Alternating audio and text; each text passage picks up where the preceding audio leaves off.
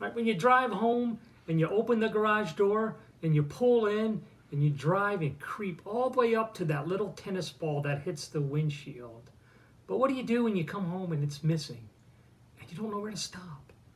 And you don't know what's going on in your world. It's all tipsy-turvy.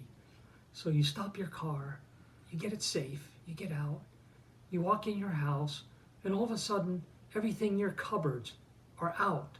It's gone. It's on the counters, not in the cupboards. And some of the cupboards are missing, ripped off the walls. And today we're going to have one of my least favorite dishes of all. Something, nobody can stand and nobody wants to eat.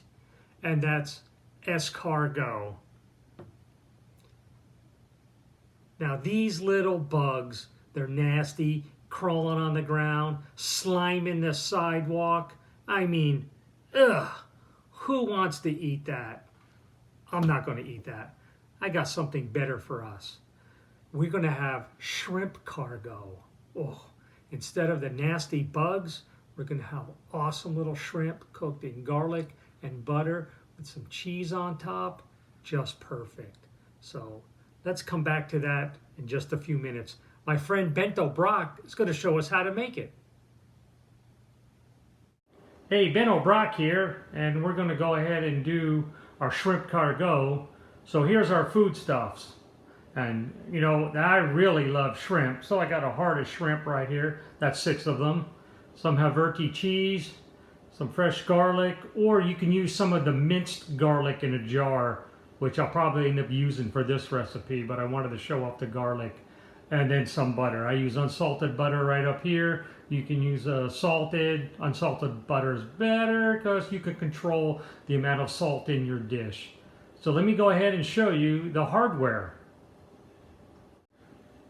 Okay, here's the hardware. It's not much at all. I have this escargot little cup bowl, as you can see. Ceramic. I bought them on Amazon, a pack of 2, but I'm going to only make 1 today for this recipe.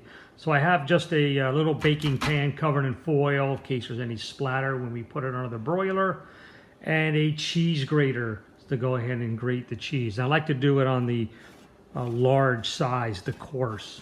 If you want some of the fine, you can. It'll melt a little bit different. You don't want to melt it too quick because then that'll start browning and burning before the shrimp get done. So let's go ahead and start assembling them. Okay, I'm going to go ahead and peel my shrimp. I'm sure everybody knows how to peel shrimp, but just in case you're not very familiar. Now for this ShrimpCargot, I am using some smaller size shrimp. These are 4150. And don't worry about what size the package says. The size being medium, large, jumbo, megasaurus. Those are not regulated. So that's just a description. They always kind of make them sound like they're bigger and better so that they can charge you more. But when it's 41 to 50, that means there's 41 to 50 shrimp per pound. So when you rate them like that, you know what size you're getting. If they're 21 to 30, again, 21 to 30 per pound. That would make them approximately twice the size as these I'm using today.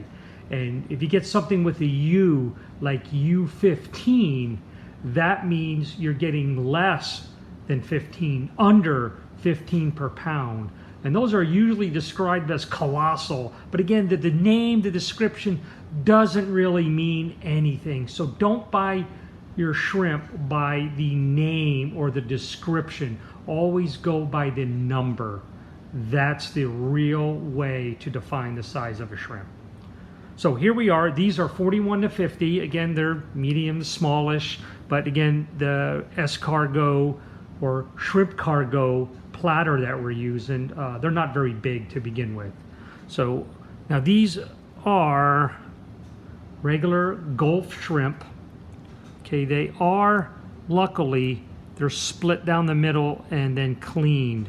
And you want to make sure you get the clean part out of it here, as it's the vein, which isn't really the vein. It's the main vein, but we're not going to get into that. So They're very easy to do, especially when they're split. What I like to do is just grab them by the end tail here. Now for this dish, we're not going to use the tail in the recipe. We're going to go ahead and remove it. If you want to keep it on, that's your call. That's fine. That'll actually help show you when they're done. But I don't like it at the end when I try and eat it, because then I can't eat the whole thing. I have to peel the tail off. Unless you're someone that eats the tail, then, you know, good. So what I like to do then is, you see where it's split in the middle. These are kind of hard to see a little bit, but they're split here. They kind of break open. But if you take them by the tail here, this part, and lightly pinch, and and you peel these back from the split, they'll come right out. Whoops, that one just kind of had a wild piece there fly off, but they'll come off. And you just go ahead and separate them. And then this one has a little piece still stuck to it. I'll tell you what, this one wasn't split very well, but there we go. But there's a nice clean piece of shrimp. So let's go ahead and put that down. I got a little paper towel just to help absorb any moisture. So let's try another one here. See, this one here doesn't even have a tail. It lost it in transit or something. And again, these are like barely split. So if they're not split at all, you can buy them unsplit. What you do is you grab them down here by the feet, kind of slightly peel these back a little bit, and the same thing, then squeeze from the back, and they'll come right off. Oop, a little bit stuck there, but it comes right off. There we are. We'll do another one here. We'll try it that way. So you open them up, grab them down, just kind of open them up and peel them till you get to the end, then just squeeze, and it comes right off. That one just barely stuck. Sometimes you have a leg there. Just pull it off. Comes right off. Doesn't take much effort. Very little effort. Again, we'll just peel them back. Give them a little squeeze. And all that comes off. Then just make sure you get all that extra stuff off with them. There we go. We got just a couple more we'll just do on camera while we're at it. All right. Again, that came off everything but the tail. So if you were serving something with the tail, you would leave this little piece here on, and then the tail. But since we're not, just give it a little squeeze and a little tug, and they come right off. Look at that. And one more here. Same thing. Give them a little light peel.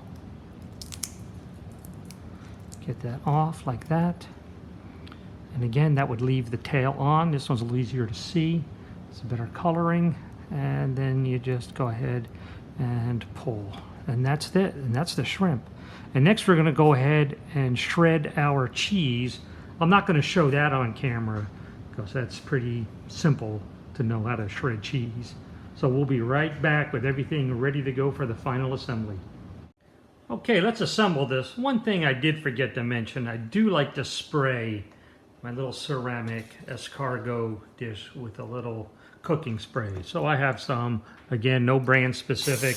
Just give it a quiet spritz. Okay, after spraying our pan, let's go ahead and we'll put in a little bit of butter here and just kind of put that in there. Put that in all the holes. It's about a teaspoon/tablespoon. I didn't measure it.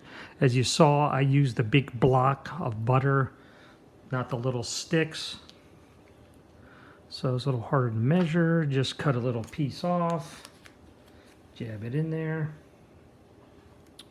Again, you can just kind of put it in there, press it down. That one might have been a little bit big. Put one in the middle. And one out here. Just kind of press it in there. Sorry. So what I'd like to put in next is the garlic. And I did not use the fresh garlic. As I said, I wasn't going to. I have a jar of minced garlic. This is just makes it easy. You're welcome to use the fresh garlic. It tastes wonderful. I'd like to put a little bit of garlic down. Not much, just a little. You know, that's about a quarter teaspoon-ish. It's not much. Now this has some oil in it, which is fine. Help melt the butter. There we go. Get that one a little bit more. And one more for the edge here. press that one down. I think that one actually has a little too much butter in that one. And then the shrimp, and what I did was I kept them wrapped up to absorb all the moisture. So you just take them, kind of roll them up slightly, and just place them on top. Again, there's no real art. Just kind of roll them up, press them on top. Again, all that butter will melt, and the shrimp will fall right in there.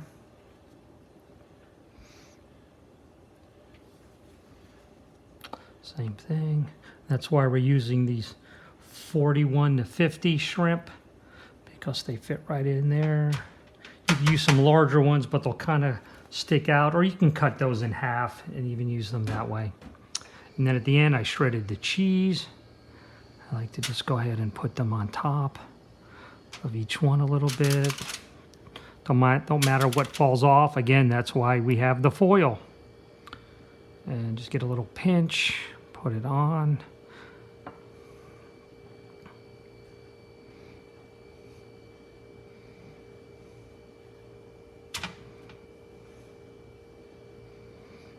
Just make sure you cover each one up. I like to press them down a little bit, get it nice and tight, fill in some of the gaps. That way the cheese just spreads all over and makes one really big, nice layer over all the shrimp. There we go. Oh, yeah, just like that. Now we're going to go ahead and put that in the oven. We're going to broil it. Keep an eye on it. Takes usually about 3 minutes, but keep an eye on it. This will go from really perfectly cooked to burnt in no time at all. You blink, you miss it. So put it in for 3 minutes and then pop the door open and keep an eye on it. And I'd suggest you take a look at it every 15 to 30 seconds. Don't go any longer than 30 seconds without watching it, or that might just be too late. You might go from paradise to burnt. So let's go ahead and get this in the oven and look at the result when we get done. Okay, right out of the broiler, it's still bubbling. Actually, it did come out about a minute ago. So I tried to let it settle on the stove, and then I put it here on video. So it's not bubbling as much as it was before, but wow. Look at that. Look at the caramelization. Oh, that's going to be good. So I'm going to let that cool down for just a few minutes. And then I'm going to serve that to Meemaw and to Amma. And they are going to have a good time eating this. So stand by. We'll be right back. Okay, Meemaw here to show you the right way to eat some ShrimpCargot or Escargot. If you really like these things. Ugh, no one likes that. So, we have a special 2-prong fork. It's lovely, really good. That's the right way to eat them. But right now, this is a little hot, but you can see the cheese has caramelized all around it. It's really good. Has melted butter and garlic. Oh, and the cheese is excellent. So let's just give that a moment. And while we're doing that, and Amma's here wearing her wonderful holiday snowflake dress, but instead I am going to enjoy one of my most favorite delicacies, my Drunken gummy bears.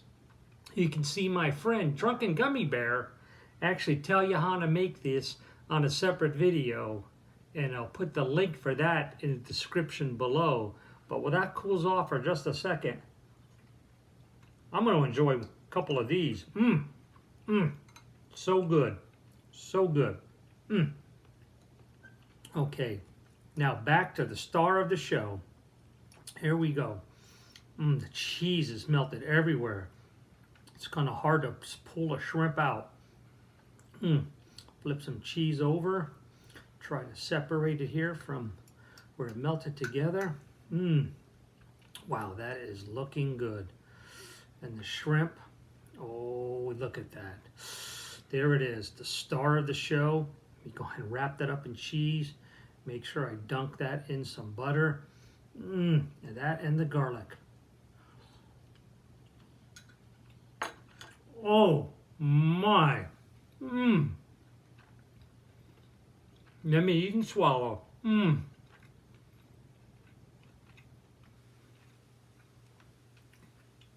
I cannot tell you how wonderful and simple this really is.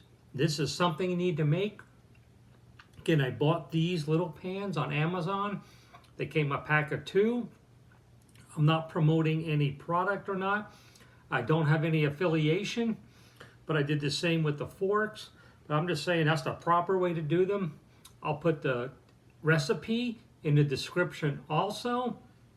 And I'll show that for making 2, because when I bought these, they came in packs of 2. If you only buy one or only own one, because these are kind of novelty pieces to own, then just go ahead and make them for the set of 6 or the set of 12. But I'm telling you, you serve these at parties, and your friends, they won't want to leave. So you might want to rethink that. But they are good, and I'm going to enjoy some more. So we'll see you next time. Amma says bye. I say bye too.